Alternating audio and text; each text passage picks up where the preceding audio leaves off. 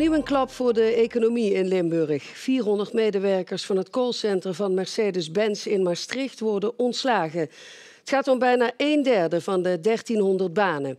Het werk wordt deels uitbesteed aan een partij in Griekenland. Vanuit het centrum in Maastricht worden klanten en dealers wereldwijd geholpen. Er werken in totaal 42 nationaliteiten. Bij Mercedes-Benz in Maastricht is verslaggever Achille Prik. Ja, Achille, honderden banen verdwijnen daar. Dat kwam het personeel rauw op het dak vallen, hè?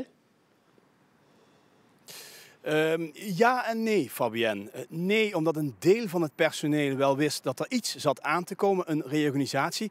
Maar niemand had een idee wat dan. En ook zeker niet dat er zoveel ontslagen zouden vallen. Dus wat dat laatste betreft zeker wel heel erg verrast. En dat geldt volgens mij ook voor de vakbonden. Ik heb bij me Remy Biesmans van CNV Vakmensen. Ja, jullie hoorden het vanochtend pas.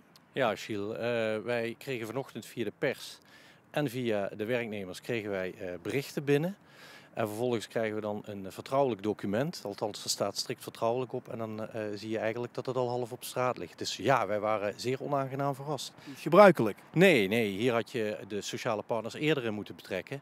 Dan had je kunnen anticiperen op wat gaat komen. En dan had je die onrust en eventuele achterdocht, die had je dan achterwege kunnen laten. En dat heeft, denk ik, de werkgever in dit geval verzuimd. Waarom doet Mercedes-Benz dat op deze manier, denkt u? Ja, ik denk dat je die vraag beter aan de werkgever kunt stellen. Maar ja, ik heb het net over achterdocht. Het kan er ook maar de schijn van hebben dat ze snel van mensen af willen op een makkelijke manier.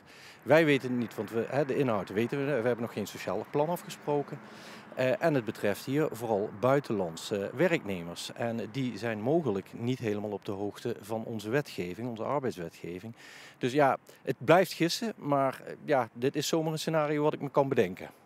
Jullie hebben veel reacties gekregen hè, vanaf de werkvloer van Mercedes-Benz. Wat is jullie advies nu? Wat zijn de vervolgstappen?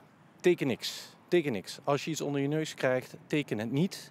Wij gaan maandag in ieder geval met de OR rond de tafel zitten van Mercedes-Benz.